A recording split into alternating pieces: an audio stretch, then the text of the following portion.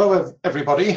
This is Jog speaking here from Sandhill Consultants, and welcome to this Data Governance Strategy and Planning webinar. And this is a joint presentation between Sandhill Consultants and EDM Works. And this webinar is going to take about an hour or so, or 55 minutes or so for the presentation. And we'll be covering a lot of things in here, including aspects of governance and how to support that by using tools. The video or the presentation is also going to be made available and is being recorded and will be made available as both a presentation and also as a video for you to refer to at the end of the event. So just be aware of that, and you can, as I say, gain access to the content that we're presenting at the end of the video and at the end of the presentation in here. Next slide, please, Dennis. So, Sandhill Consultants Limited, my name is Jog Raj, and as it says on there, I'm one of the senior consultants in here, and I've got a great deal of experience in IT and data and all things enterprise architecture and business process modeling. And I'm working here with Sandhill, and Sandhill themselves have been a long-term trusted partner of Irwin and involved in a number of facets of that, including the product sales, consultancy, all aspects of technical support, training and mentoring. And the UK premises here covers Europe and the Far East. And then there's also offices in North America which cover the North American region as well in there.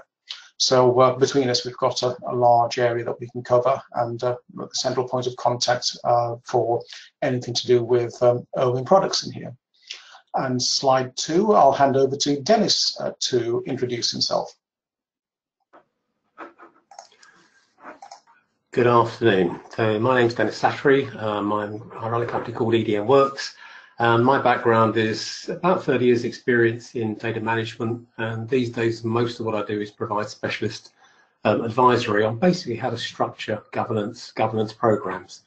I've worked in investment and banking for several years, delivering data solutions, large-scale data infrastructures, and these days I'm a subject matter expert across a range of financial sectors, as well as obviously most of us in finance have been heavily driven by regulation over the last 20 years or so. So I've got to work on a lot of capital market regulations, retail banking, and of course GDPR. And for the last 4 years, we've been working, specializing around data privacy and the various nuances that overlays data management. One of the things I do is co-chair of an organization called IEPP, which is 40,000 privacy professionals around the world. And we have a London knowledge chapter. And if anybody's interested in privacy, then they're worth looking up. The final thing I do is develop, along the lines of what Jog said, which is about mentoring and development. People are a critical resource in this whole transition or transformation of an organization to become more competent around data management.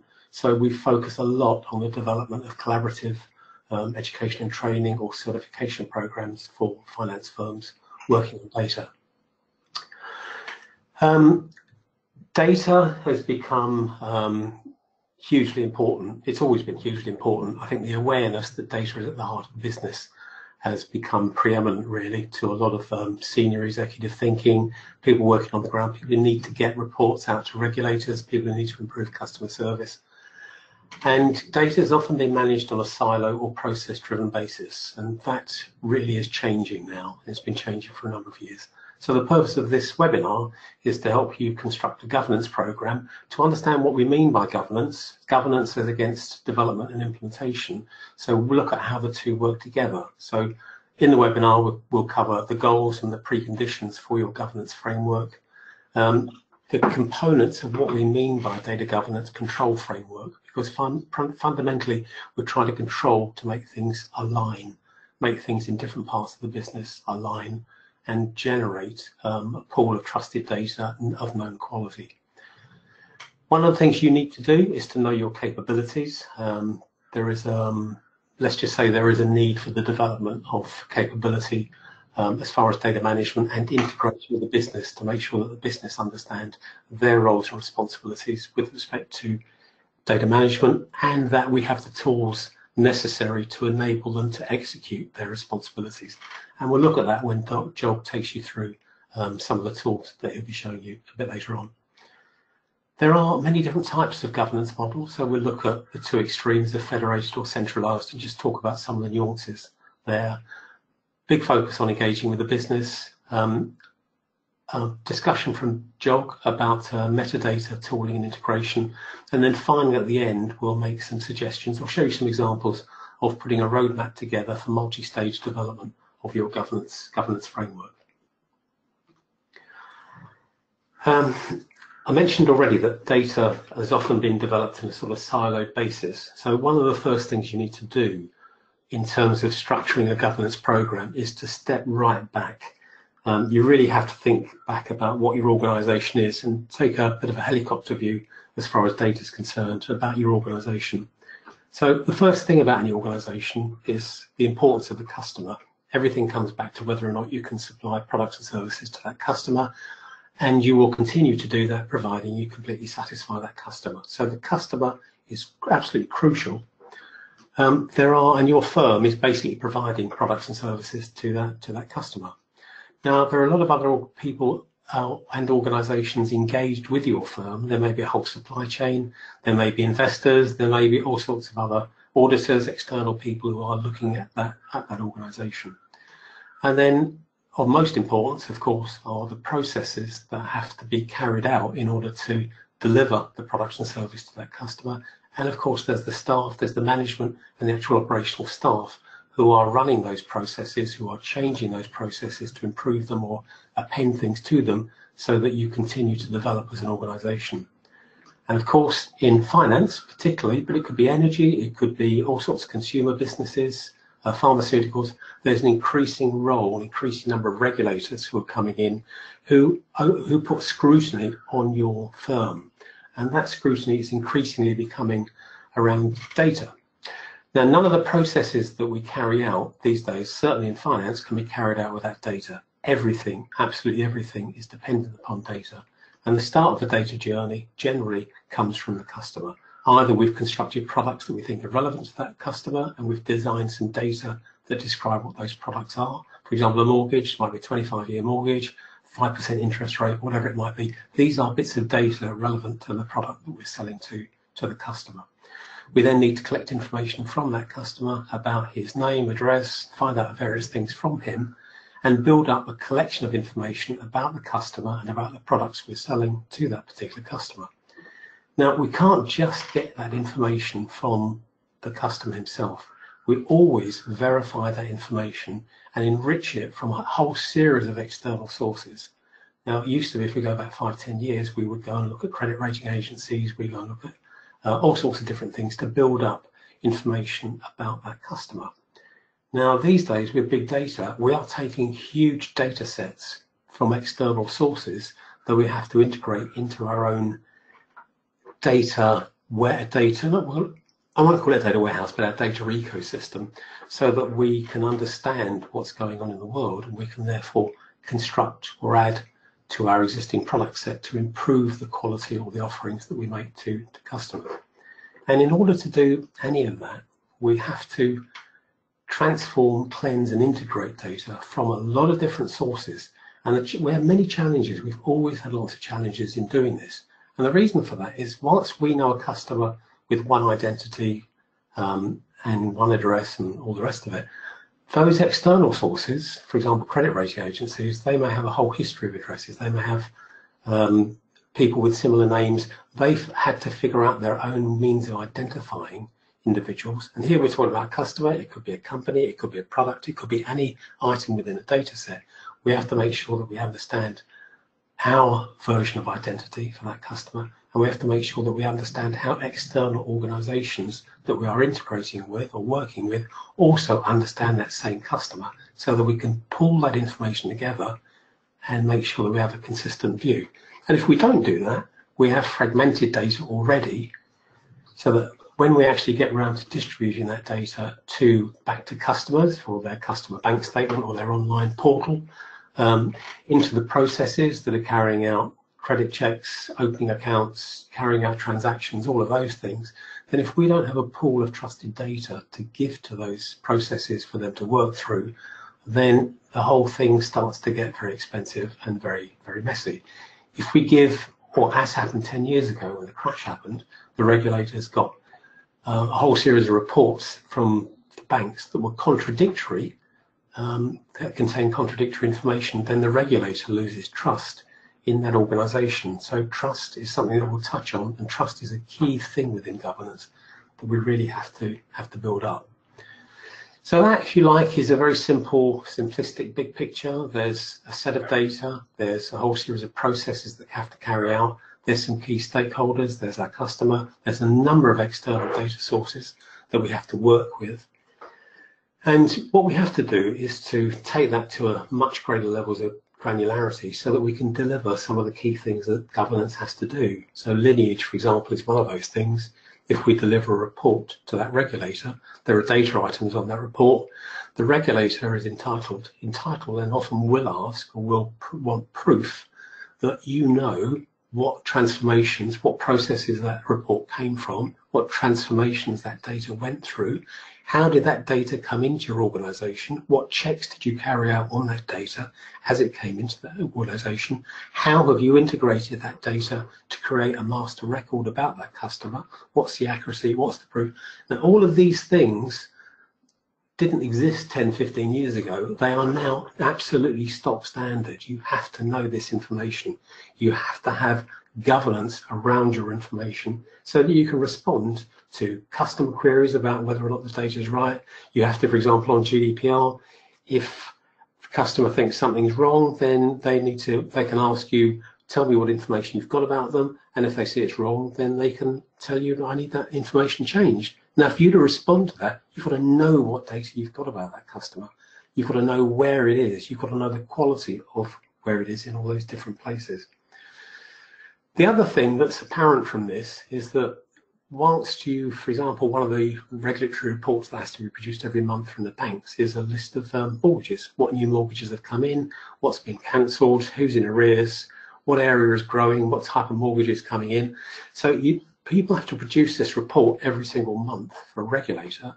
Now that's based on the same information that marketing want about what customers are buying, what customers are letting go of. So you've got pools of information, and we'll touch on this when we come to the roadmap and how you might construct your governance program around the fact that the same bits of data are used by multiple stakeholders internally and externally within your organization. So that's just a key concept to leave you with at that point. So first stage in terms of sorting a governance program is make sure you've got the big picture, step back, have a look at it and think through broadly about the sets of data that you will need to manage in order to make sure that you are putting together a comprehensive data governance program. And to summarize the challenge you've got to satisfy regulatory imperatives. You must continue to improve client offerings. Can't stand still anymore in the world. You must keep moving forward. There's challenges coming from all over the place. And also there must be a recognition that there is a lot of legacy around in most large organizations. That has to be simplified. If you look at the company report of any top company these days, simplification of their processes, simplification of their infrastructure, of their data, of their systems is a key objective. And if you've got a governance program, your goals must be aligned with where the company is coming from, so that you key into those top executive messages that are coming through. All of those things in that list above need data. They need the same good organized sets of data in order to facilitate and make sure that you can satisfy those regulatory imperatives. And you have to bring people with you. All of those things will require significant change. There'll be new programs, new projects going through, some business as usual activities. We have to make sure that people are with us as we go through. And one of the goals of the governance program is to make sure that all the capabilities that are required around the organization, which may mean briefing leadership, so they have a better understanding of why you're doing governance and why there is a requirement to upskill people, to get new tools in, to enable collaboration, all these different things. We must never forget that people are an absolutely crucial part of this. We mentioned about trust. trust as being a really big word. If you don't have trusted data, then every time it goes into a process, people will worry whether or not that data is right. Every time somebody takes a decision, they'll worry whether or not the data that they're being given is good enough to take the decision they need to do, which might be a big decision, it might be a small decision, but trust is absolutely crucial. Now, bad data is a problem. It causes process breaks, it causes expense because you have to reconcile and you have to remediate that data. It causes poor decisions and it basically saps confidence in the organization. So bad data is something where we need to avoid wherever we can. Good data, which is fit for purpose, is completely the inverse. It generates efficiency, it generates economy, it costs less in the long run, and it generates confidence because people can act with confidence. They see the data in front of them, they know it's good, they can trust it, they can do something about it.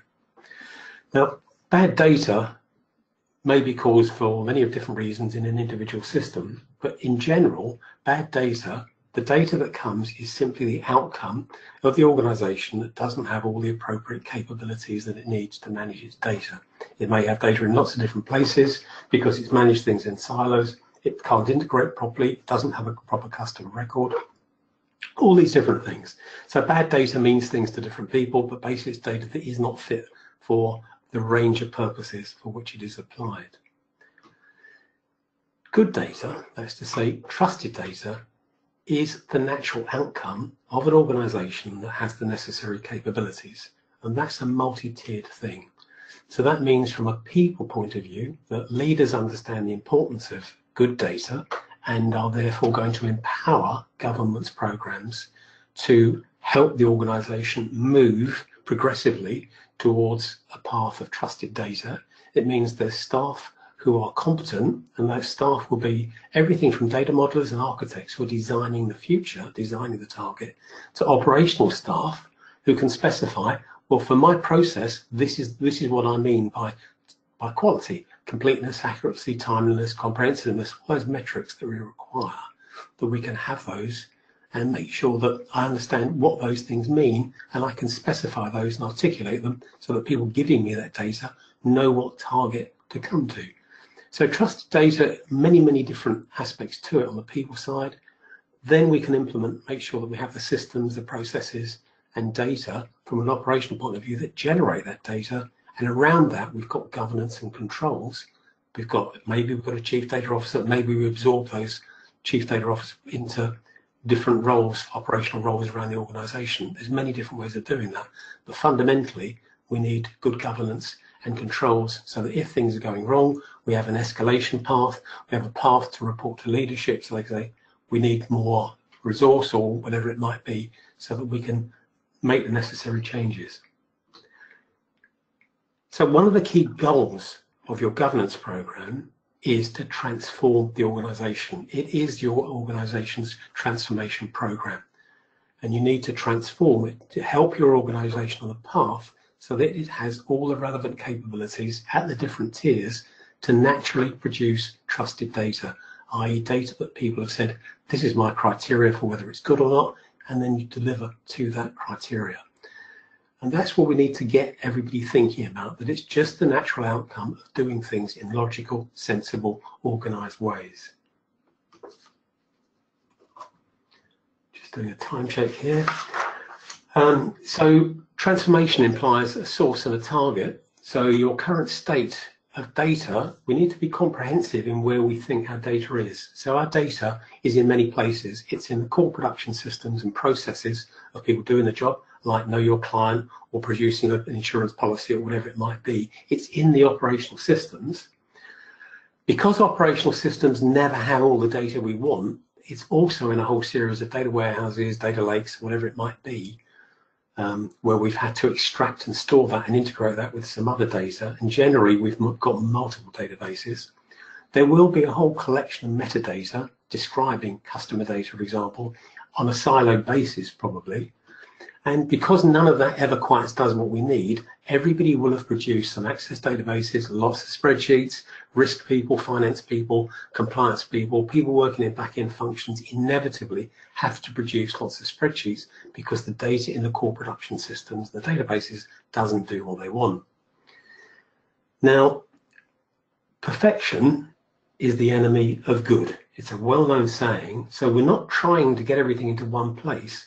What we are trying to do is to make sure that as we move forward, our governance program is helping to adapt core production systems and processes to structure data better, to where relevant, to take more data on board and to make sure that that data is of appropriate quality.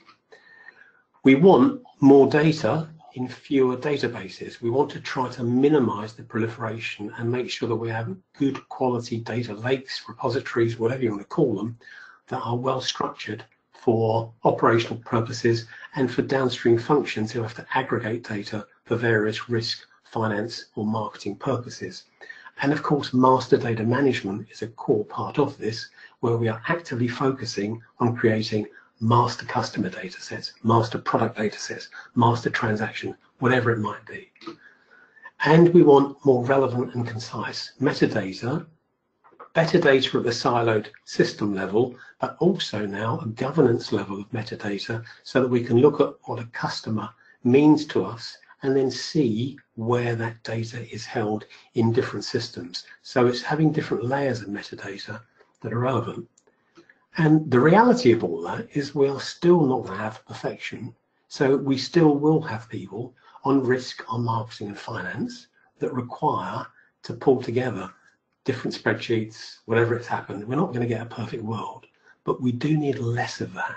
And a good governance program can help to make sure that we've got good production systems, good data in databases, better metadata, and as a result of that, and the fact that we've publicized where this data is, then we will get less of the other bits that cost a lot of money. They cost money to produce, they cost money to maintain, they are risky because they've got a lot of manual processes, so the less of that, the better.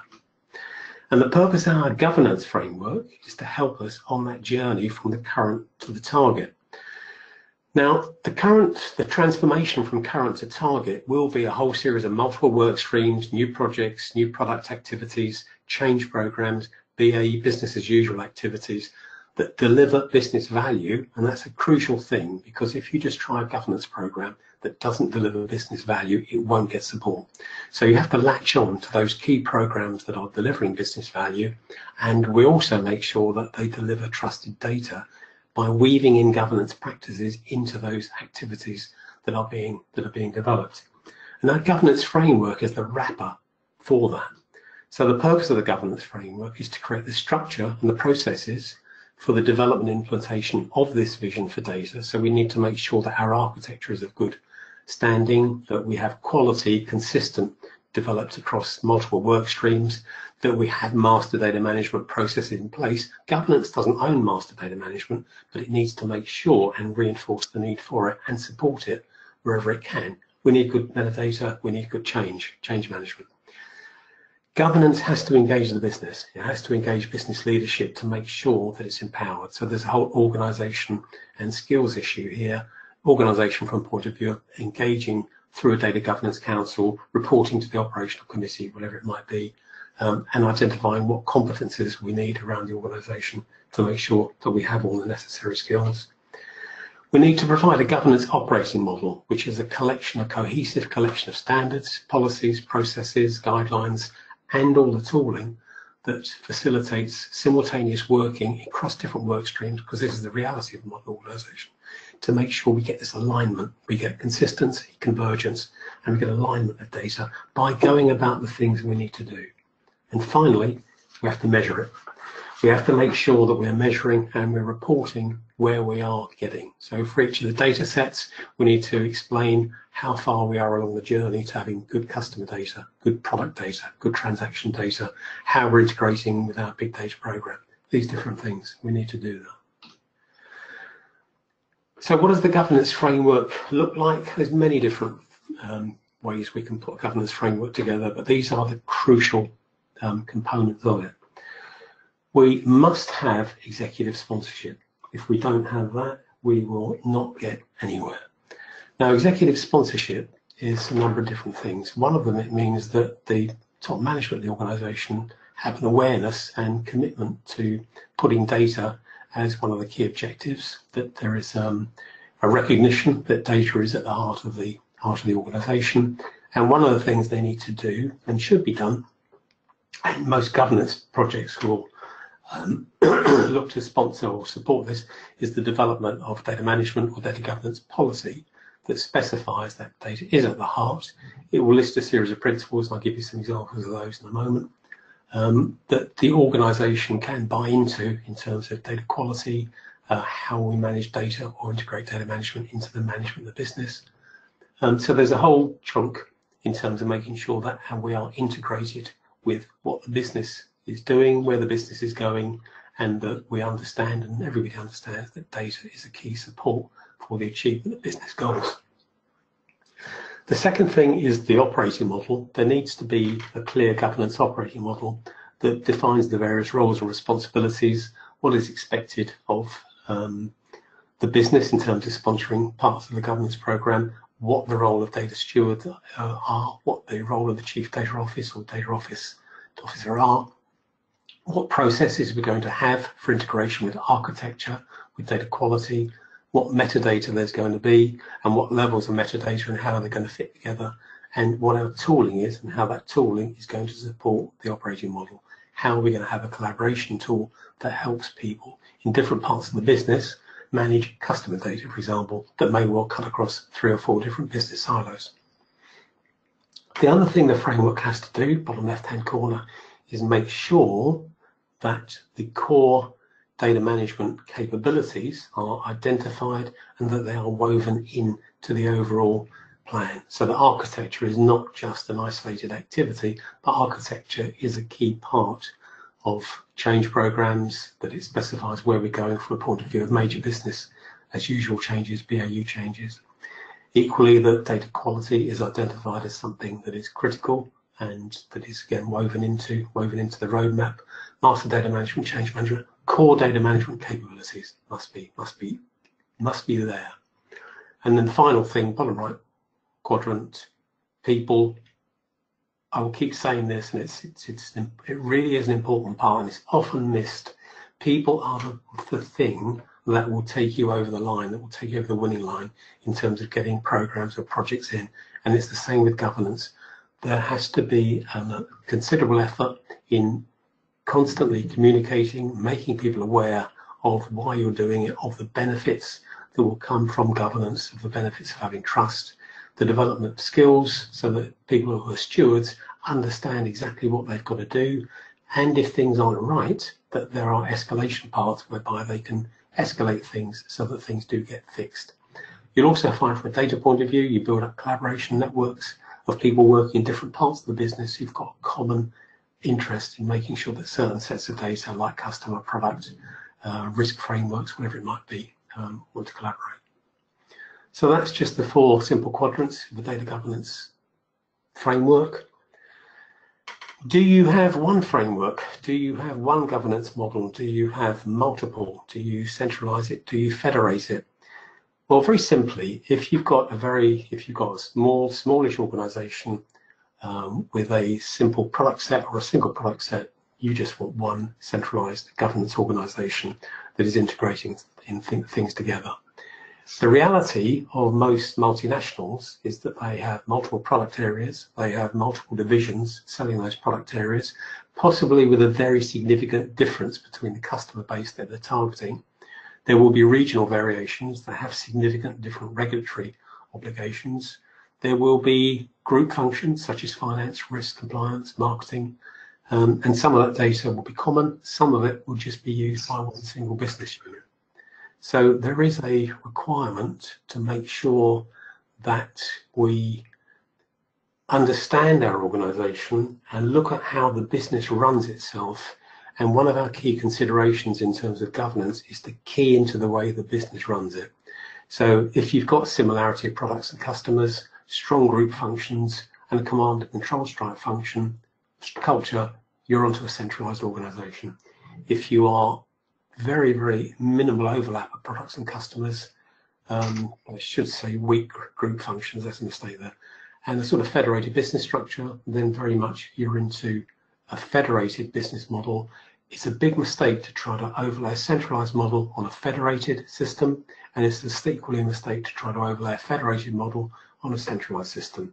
You will simply get a culture clash, and culture and people are probably the most important thing that you've got to bring with you. Just conscious of time, in terms of, these are now just a couple of examples of the outline framework of a data management policy. You'd expect the policy to have the key things such as it's about serving customers, meeting regulatory obligations, run business efficiently. One thing that we found very helpful is to put a principle like data is part of the business, with the implication that data is part of the business. So managing data is part of managing the business. Because one of the things as far as transformation is concerned is that it's not just data management roles that are changing. For example, if you think of an accountant, or if you think of an actuary in an insurance company, whilst they have mathematical functions to carry out, a lot of their work is data management. A lot of their work is data manipulation. And when we talk about data scientists, in some cases, it will be a genuine external person brought in to carry out statistical analysis and model various things. In other cases, it will be somebody who already exists, whereby we will be looking to increase their data management capabilities and skills, so that we haven't split that role, we've actually enhanced and enriched some of the key roles that we've got within the business management operations. And certainly marketing people, risk people, finance people, we can expect to see more data skills going into them, and we would expect them to take on responsibilities of specifying what complete, accurate, timely needs are, what those needs are in terms of how they need to actually manage their business. So pushing accountability into the business is an absolutely crucial part of that, and that needs to be reflected in the policies that come out. There's then other key aspects of it. Data is understood, so there's standard definitions. Data has a design, so we're encapsulating architecture, we're empowering architecture to say our business is completely fine, there needs to be an architecture, needs to be practical, sensible. We need data integration, because right at the start on our initial diagram, we have to take data from multiple sources, be capable of integrating it. We have to understand how that data works in different things. And one of the things we want to do is build up golden sources of data and to catalogue those golden sources, so that for every report, we don't have to go from the regulatory report right back to, we got this attribute from the customer, this from Dun & Bradstreet, this from so-and-so.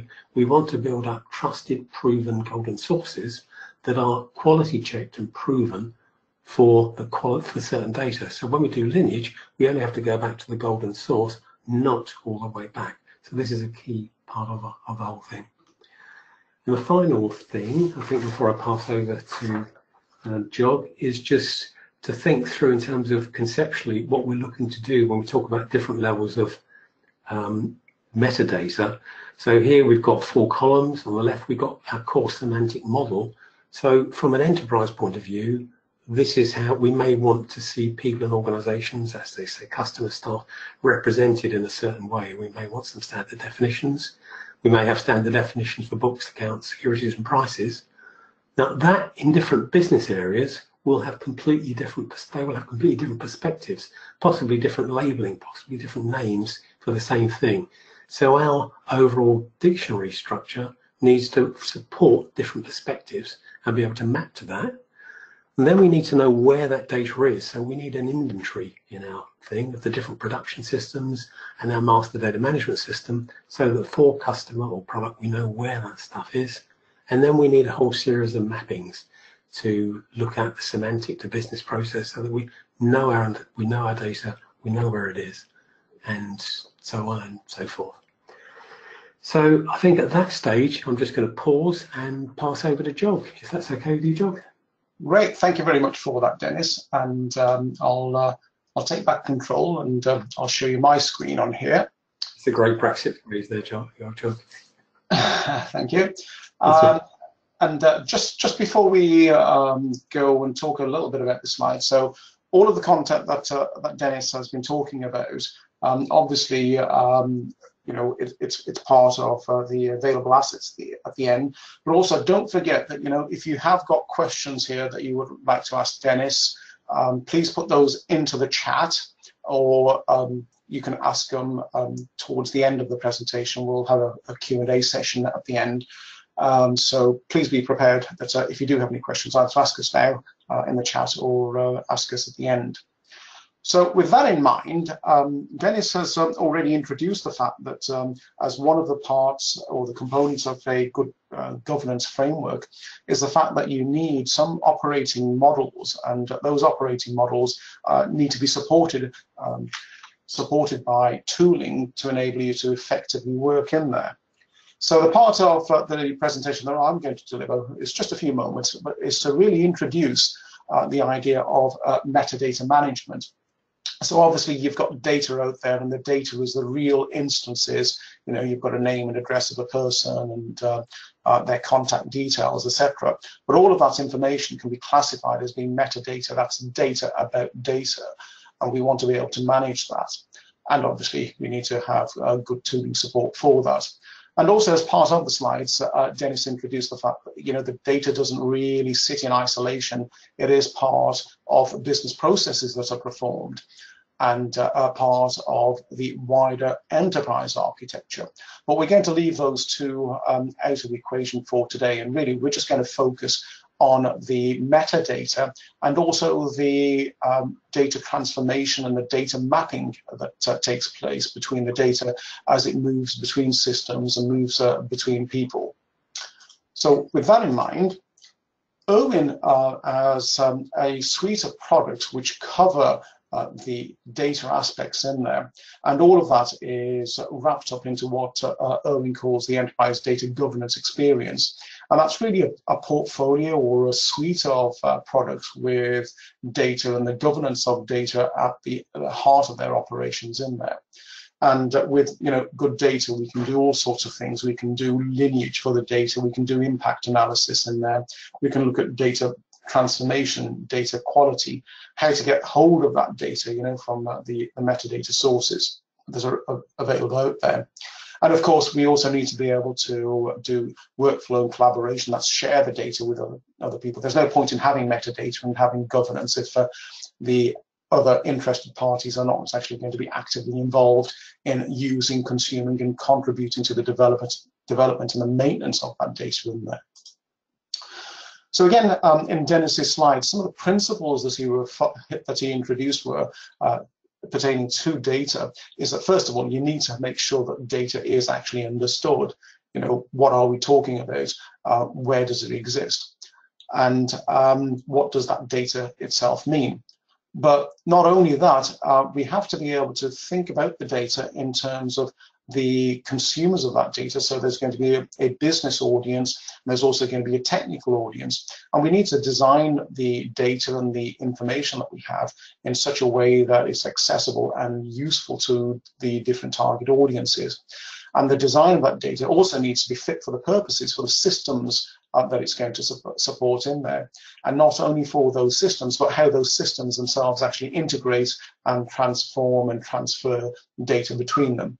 So that actually means that in our tooling operations, what we need to be able to do is to catalog the data assets that we've got and the metadata in there. And by cataloging, what we're doing is we're just simply saying, well, list it out. So we've got a central point of reference where everybody can go to and get the definitive definition of what that data does actually mean in there. And also to understand where is that data being stored. So you can define the data once, but use it many times. It can be stored in many, many different databases and in many different applications and in many different formats in there. And again, as I was saying, it's not just necessary just to understand the metadata, but we also need to understand and design the data movements between the various systems in there. Where is it coming from? You know, where is it going to, and what's actually happening to it along the way?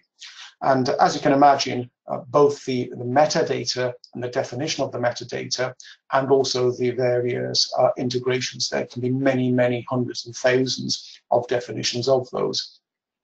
And it gets to a point where, you know, Word documents and Excel spreadsheets won't really do it for you. You have to have something which is scalable and accessible, and that's why we've got products as part of the Urban toolset, which can help users to realize and manage their data more effectively.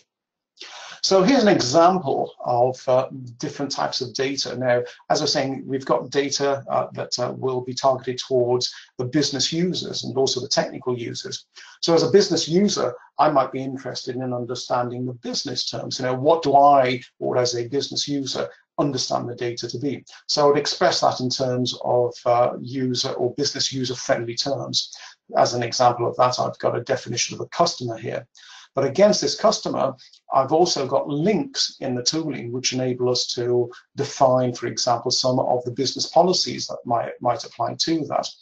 And we can map those and understand those. In exactly the same way, we can understand what relationships that business term has and how does that actually relate to other business terms. But not only that, also to the manifestation of that business terms in terms of the data which is used and consumed.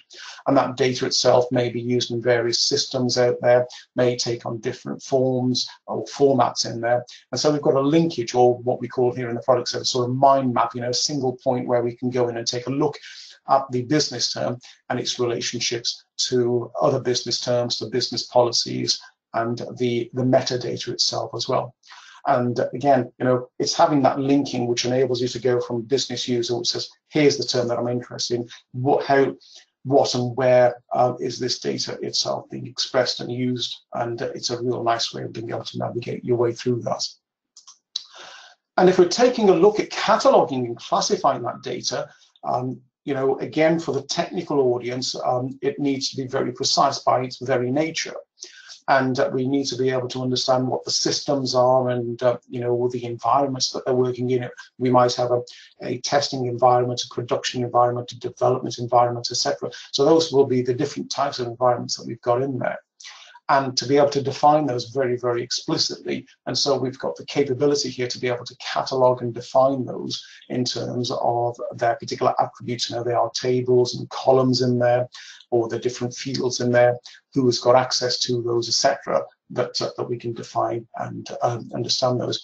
And the idea, again, is to have a central repository which becomes the central reference point, you know, where you define one of your metadata terms once, but reuse it many times.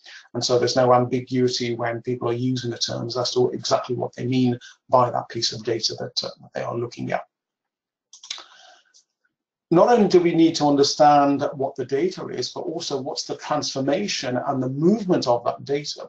And there's a capability here which talks about metadata mapping, and an example here shows where we've got some particular attributes and they are defined as being available in one particular system, but they are also being transferred to another system, and in that system they may take on a slightly different reference point or a reference name in there. And so we need to be able to map that integration or the point of transfer. But not only that, we also need to be able to show and understand and document the transformation that's taking place in there. So in this example, there's a change in the name of that particular attribute, but there may be others where you're concatenating content, or you may be transforming it from one particular character type to another character type. Yeah. So being able to understand that metadata easily and define that is one of the pertinent things that a useful metadata management tool can provide for you. So not only are we understanding what the metadata is, but its mappings, but we can also then use that to help us to work out and understand any potential impacts there may be if we are looking at updating or changing any of the systems which use those data. So for example, here we've got an impact analysis which says that the particular piece of data that I'm interested in at the moment as a source, it is a piece of source for one usage in here. It's also the target of another usage in here. And if we look at those, it gives us a sort of measure in there of the degrees of impact that we could potentially have if we're proposing to change that one particular piece of data. Not only can we look at that, but we can also look at the individual mappings, so the mappings which were just shown to you, plus their transformations. But if we take those individual mappings and think about them as a chain of mappings, we can derive the lineage of the data. And what that lineage is telling us is that we've got an attribute in a particular column in a particular table, and it undergoes a particular transformation here, and it's transferred to another column and another table in another system in here, and then that ultimately itself gets transformed and transferred over to another system in here. So it can follow the transformation plus the lineage of that. And so if we ever need to work out or determine the validity of that data and to understand the degree of confidence that we have in that particular data set, we need to be able to look at its origin and its transformation and trace that back so that we can show people, yes, this is where it's coming from and this is what's happening to it, so that we have confidence in the data that we are actually using in there. So those mappings can be used as part of lineage and impact analysis, and when we're using the data to undertake any changes and to define any changes and integrations between systems. Now, if we've got the cataloging of the metadata in there, and we've also got the actual classifications of that data, the other part of the equation in here is that we need to be able to provide the governance framework, and the governance framework says that we can go along and we can go and show the approval processes and have an approval process which could be, for example, something like, yes, when we create that particular object, we can go and review it or reject it. We can review and approve, have a second level review on there and approve, and we get to a final published version of that.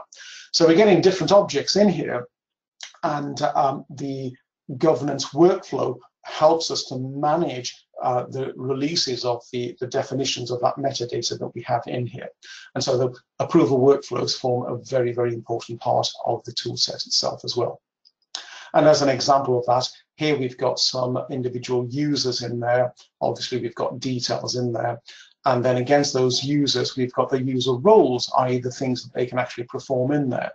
And against those roles that we've got in there, we can go along and assign a particular type of role to that particular user. So we're defining the users in there, plus empowering them with their particular roles and empowering them to be able to self-serve and govern and manage the metadata that has been defined in there. And finally, if we look at the roles that we've got, so those individual roles, what are they capable of doing? Well, here's the capabilities in terms of access to the capabilities of the tool set that they have been assigned by virtue of the fact that they have taken on a particular role in there. So again, we're looking at the users and their particular capabilities in there. So with that in mind, I'm going to hand back over to Dennis, and he can finish off on the last half a dozen slides that we've got, and we'll take it from there. So Dennis, I'm going to hand it back over to you, and it's all yours. Okay, I'm just waiting. Oh yeah, okay, share my screen. Lovely. You got that? Data governance roadmap? Yep. Lovely. So a couple of seconds on a couple of minutes just on the data governance roadmap, then we'll wind things up. The first thing with setting out with governance is pick a sensible first project. So this is an example of something that we've done. We've done this a few times around this particular area. This was around risk, banking risk, and it was to look at the end-to-end architecture for those of you on banking, BCFS 239, aggregated risk reports. And it was where we had to take data from front-end customer transactions all the way through to regulatory reports. But also we noticed the same information was being used by marketing wanted the same information for customer analysis. So we worked with the client organization to scope out a very slim version. And when I say slim, I mean pick just a few attributes. When people start out with governance projects, they often try to boil the ocean. Very important you don't do that. The more important thing is that you show end-to-end usage and applicability.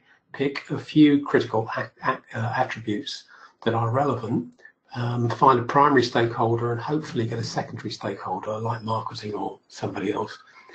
And then create an indicative architecture, which is the bit in the middle, which is the mortgage systems being integrated, going through and being cleansed, and then aggregation and analytics, delivering to two different stakeholders, risk and regulatory reporting, but also customer marketing product. If you can find that sort of scenario, end to end, small number of attributes to prove the concept, but then an indicative architecture that gives people, oh, okay, I get it. You're doing something small, but it's part of a much bigger thing, and we can see how we can expand into that. And we're going to wrap governance. We're going to wrap governance around that. So pick a sensible first project is the start. Explain to people that there are stages in this. So there's a conceptual stage where we need to prove and figure out what governance model we're going to have, how it works for us, and then having conceptually sorted it out, we're then going to identify what the foundational aspects that we need so that the organisation or the enterprise as a whole can embrace governance and can work with it. So there's a whole series of foundational things. And then once we've proven the foundations and we're okay, we've got our tooling in, we understand what we're doing around data dictionaries, around lineage, because we've proven conceptually what we can do, then you can start to engage with your major projects, your major programs and BAU activities with some confidence, because you understand how governance is working. You've got your training programs, your communication programs ready to get people engaged, and you can move forward. And just looking at stage one, the first proof of concept bit as an example, it's quite a lot on this slide, but this is an example of, say, a 6 to 8 week initial component. Key thing is it's multiple work streams. So the light green one, there's a data governance work stream. There's what you're doing around strategy and architecture to create your big picture. There's what you're doing around implementation. And then you're bringing people with you. You've got a talent and culture work stream going on. So you're trying to understand what skills are required, what roles are required in different areas, what are central, what need to be in the business, how does a steward really work in your organisation. And at the end of this program, the SORT concept, you've got a series of outcomes. You've got your template governance model, you've got an example of how the data dictionary is going to work, you've got some ideas about tooling, you've got some architectural design, you've got some pilot operating systems working, and you've got some pilot training programs fleshed out for how you think it's going to, what you want to do in the next stages. So you're then into the next stage. I'm just conscious of time, so I'm going to pass on this, but there is a whole series of talent development that you will need to do. And I think at that stage, just with 7 minutes, we'll just see whether we've got any questions that we need to respond to. How are we doing there? So Dennis, one of the questions I can see that has been posed in here, and I think you may have covered it as part of your slides. Saying what are the foundations for data governance? So maybe that's something which, whilst we're waiting for some more questions, maybe that's something you can recap again on. Yeah, I think the foundations are, I think in general, most people would say the foundations are that there needs to be a governance organisation, and that governance organisation typically will be headed by the Chief Data Officer or a Chief Data Office, who's responsible for making that governance organisation in a broader sense work. And by that I mean making sure that there is, for example, a data council or a data management group that has representatives from the business on it, and that each major business segment has its own operational governance committee that is focused around its business, and that those are integrated and they report together and they collaborate over common data sets such as client data, product data, and the fact that the central group is really working, listening. It would depend. If it's a command and control top-down organisation, they may be telling. If it's more federated, then that central group may be listening to how the other groups want to work and then getting them to collaborate to make sure that there's consistent approach to data quality, that there is a consistent approach to architecture. So architecture is a foundation, data quality is a foundation, the organisation is a foundation, the skills training program are the foundational components. I think these are the sort of core bits, and happy to take a telephone call offline around some of these things to get into more relevant details. Okay, thank you, Dennis. There's another question which has been raised, and that says, You mentioned CDO, and that can either be a role or integrated into various roles. Can you expand on that point further, please? Yeah, I mean, some organisations want a chief data officer. Others look at what needs to be done in terms of the functions that need to be carried out. So there does need to be some central coordinating organisation that ensures that there is an alignment across different projects, programs, that architecture is involved, that data quality is defined consistently across different parts of the organisation. So there are things that need to happen, and a lot of organisations have simply said, I want a chief data officer who is going to control making sure that those things happen within the organisation. So the chief data officer doesn't do data quality management, they make sure it happens. Now, the making sure things happen may be delegated to business leaders with some local data management advice. They may use this, they may call it a different role. It may be that there's a CIO, they just say, you own that as well. So the key thing is to identify and understand what needs to be done, whether you label that as CDO or whether you put them into different areas, senior IT, business stakeholders, for example, fine. Okay, great, thanks. Another question, again for you, Dennis, is what are some of the headlines you've used to make a DG case to senior IT and business stakeholders? And just before you answer that, one of the things that I've come across recently is that GDPR has been a great impetus to push people to looking at making a case for having data governance in place and having mechanisms for understanding the data in there.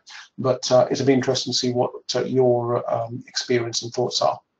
Well, I think GDPR was a great example of a regulation or a law that mandates that you have to know what data you've got about somebody, you have to know where it is, and you have to have the capability to delete it, amend it, or enhance it according to what the customer tells you. So it was a very good driver for making sure that people do have governance around their data. In banking, BCBS 239, Basel II, Basel III have been big drivers for governance. In insurance, Solvency II has been a big driver. And for anybody on the accountancy side, then all the IFRS 4, 9, 15, 17, all of these are big drivers for making sure that we have end-to-end understanding of the data that flows through our organisation from entry from the customer into the firm's balance sheet, profit and loss statement, marketing reports. So there's a whole series of drivers. The key is relevance. There's no point, you have to understand where your organisation is coming from. So most banks, for example, or insurance companies right now improve customer capabilities, better product delivery to customers, more product innovation, regulatory compliance, and we need to simplify things. So your governance program, the headlines you use, need to tie into that. And if people think, oh, it's digital transformation, then you need to be speaking a language about how the senior management see their challenges and position governance as relevant to their challenges. Thank you for that, Dennis. I don't think we've got any more questions, and I think we've got maybe about 30 seconds or about 1 minute left. Okay. You want to just wrap up and then we'll... Yeah, sure. So we've gone through, data's at the heart of the enterprise, and managing data is part of that. It's a transformation that's going on, and governance effectively is a key part of that. People and culture drive the organisation. For further information, there's Sandhill's data for anything at all around Irwin. Contact Sandhill, we've got the connections there. Talk to Simon Carter, there's the phone number.